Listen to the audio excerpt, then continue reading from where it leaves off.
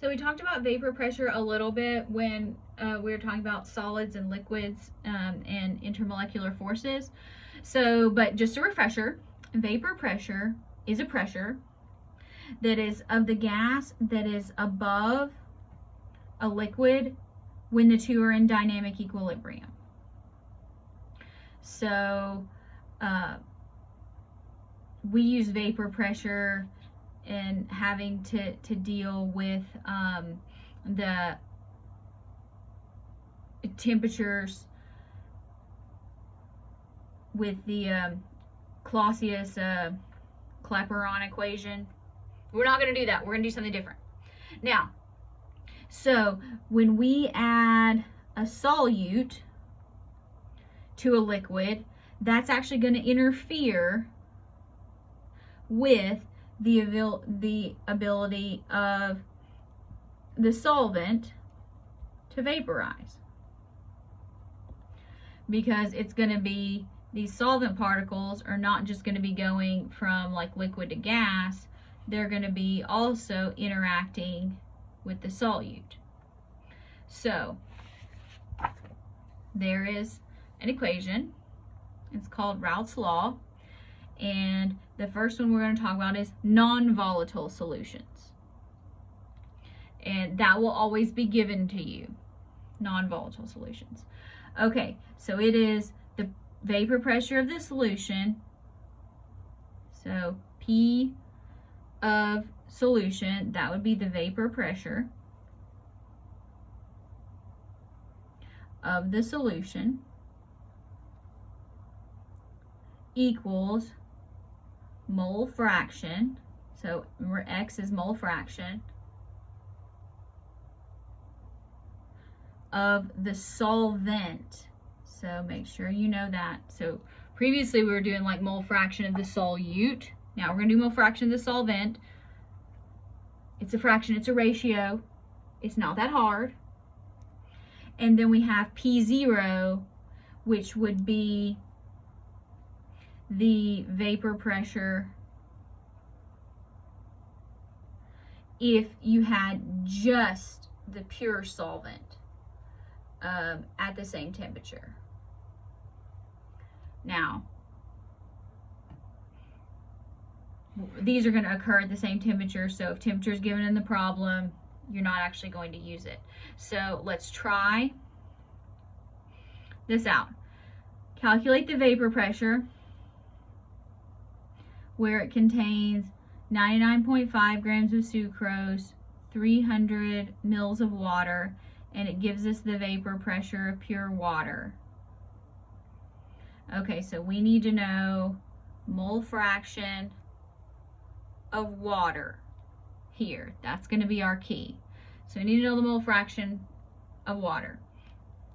So that's going to be our moles of water over moles of water plus moles sucrose. Do we have moles anywhere? Not on this paper. Hopefully not in your yard either. Okay, so let's see. With water, we have 300 milliliters. Now remember, we might need the density because we don't want milliliters, we want grams. Okay, now 18.02 grams equals 1 mole of water. So how many moles of water do we have? It's a good question. So 300 divided by 18.02. So let's go 16.65 moles of water. Now let's do the same thing with our sucrose. We have 99.5 grams. I'm just going to say sucrose. Now there's the formula. We need molar mass from the periodic table. 12.01 times 12 carbons, 1.008 times 22 hydrogens, 16 times 11 oxygens. So 342.3. 342.3. grams equals 1 mole. So 99.5 divided by 342.3. 0.291, is that okay? 0.291 moles sucrose. So now that means our mole fraction of water is going to be our moles of water, 16.65 moles over 16.65, write it again, 0.291 moles. Now again, this is going to be a pretty big number, and it's supposed to be, and that's okay, you know, as far as ratios go. So 16.65 divided by 16.65 plus 0.291. So I got 0.990. Does that work out?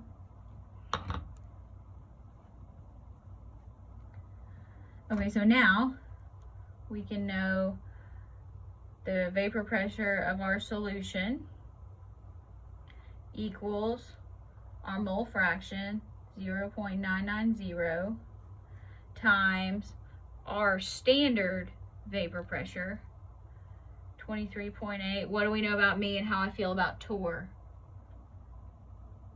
You're right, torr's stupid. So we don't write torr, we write millimeters of mercury. You can write torr if you want to, and I won't actually be mad at you. But I'm going to take this number, multiply it by 23.8. So I got 23.6 millimeters of mercury. Okay, so that was for a non-volatile solution. Now, if you have a volatile solution, you're going to have two components. So, when you have, this means you have no separate solute and solvent. So, you have two solutions and both of them have a vapor pressure. So, what you have to do is you need to find, we're going to do Raoult's law twice. So we're going to do the vapor pressure of your first component is going to be your mole fraction of your first component times your vapor pressure of your pure solution. So this is kind of a matchy-matchy thing. And then for your second component, mole fraction, standard pressure, vapor pressure of a pure. So you figure those out, and then you add them together. PA plus PB. So this is a little bit more involved. It's not hard. We just get to do this twice. So we'll have probably 3 calculations. So let's give it a try. Now, the solution has 3.5 grams carbon disulfide, 2.43 grams of acetone, so it gives us the formulas. It gives us their vapor pressures, and so let's calculate the vapor pressure of each component and then the total vapor pressure. So let's just start with what we're given first. We know we're going to need to be in moles, so let's actually convert everything to moles. So 3.95 grams CS2. I'm going to need my periodic table for this. So we need to do molar mass. I know carbon's 12.01. Sulfur is 32.07. 32.07 times 2. So I got 76.15 grams CS2, 1 mole CS2. Okay, so how many moles is that? 3.95, make sure I copy this from the problem correctly, divided by 76.15. 0.5187. moles CS2. Now let's figure out how many moles of acetone. 2.43 grams CH3COCH3.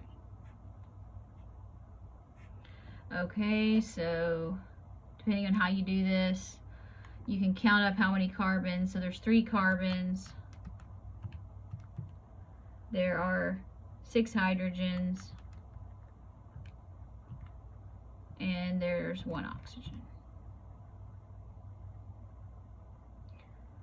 So 58.08.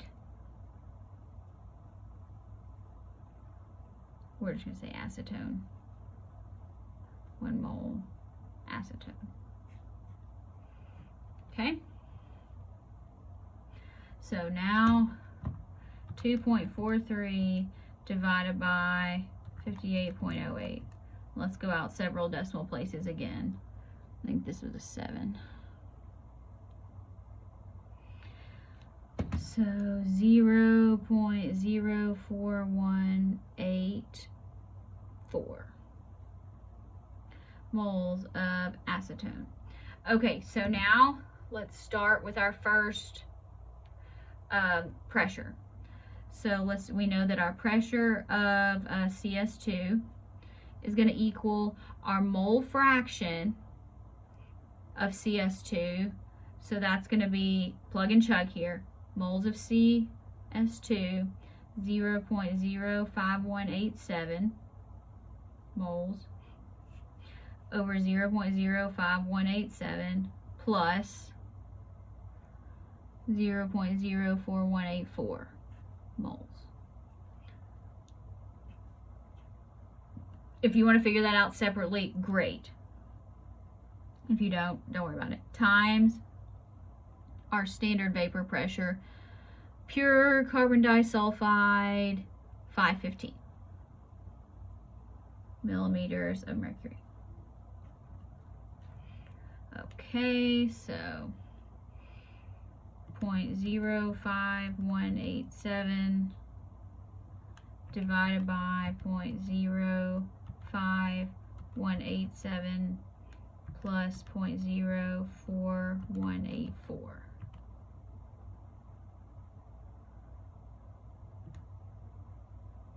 So 0.5535. I'm just going to leave it like that. And multiply by 515. So I get 285 millimeters of mercury. Now let's do our partial pressure of acetone. Now if you figured this out separately, this is a fraction. And so if you actually got this number here, I don't know, I'm not very good at this. How to copy it.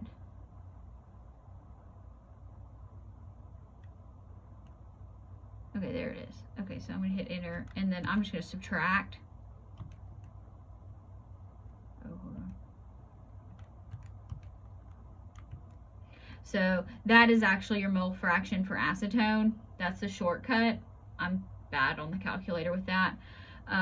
Or you can just write it the other way, 0.04184 moles over 0.05187 plus 0.04184. And then we're going to multiply that by 332, which is its standard pure. So just to kind of prove this, 0.04184 divided by 0.04184 plus 0.05187. Look, they're the same. So that's the same thing. So you can, if you're better with the calculator and you can subtract that, great. Times 332. So we get 148 millimeters of mercury. Now it says, so we calculated the pressure of each component total vapor pressure of the solution. So we can say P total equals 285 millimeters of mercury plus 148 millimeters of mercury. If you want to write torr, that's fine. I just think torr is silly. 285 plus 148. So 433.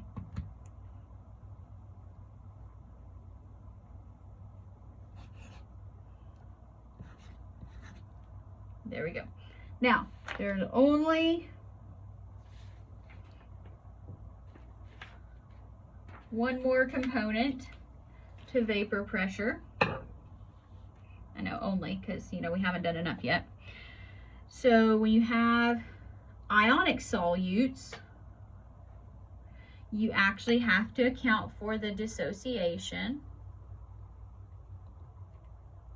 of the solute when you're calculating the mole fraction. So what that means is a solution that contains 0.102 moles of calcium nitrate, 0.927 moles of water. Let's calculate the vapor pressure. And then we have pressure of pure water. So we need to do mole fraction. Okay, now, how many particles when this dissolves do we get? 3. Okay, so that means, and it's nice enough to give us this in moles, so that kind of helps things go faster. So we know our mole fraction of, I'm just going to call this the salt, equals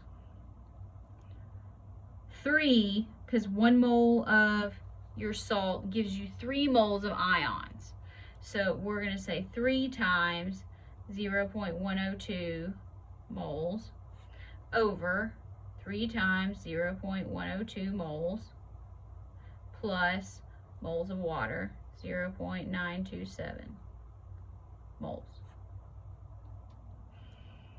So that makes things interesting, doesn't it? So you think, how many moles of ions? Because each ion is a part of the solution. So 3 times 0.102, and I'm going to go ahead and add for the denominator 0.927. So I'm going to say 3 times 0.102 divided by that. So I get 0.248.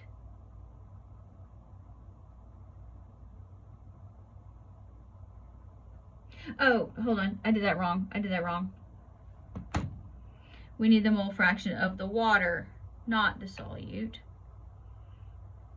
Okay, so I just need to, I need to make this here. This needs to be 0.927. So I can really just subtract that from 1. But, so here, 1 minus that. All right, so 0.752.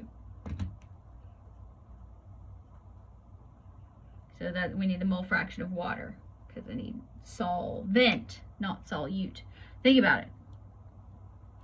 Okay, so we know that our new vapor pressure of our solution is going to be our mole fraction, so 0.752 times our standard vapor pressure, 118.1 millimeters of mercury, times 118.1. So 88.8. 88.8 millimeters of mercury. So no, because we're always doing fractions, these should always be lower. If you get an answer that is higher than what you started with, recheck, you have done something wrong.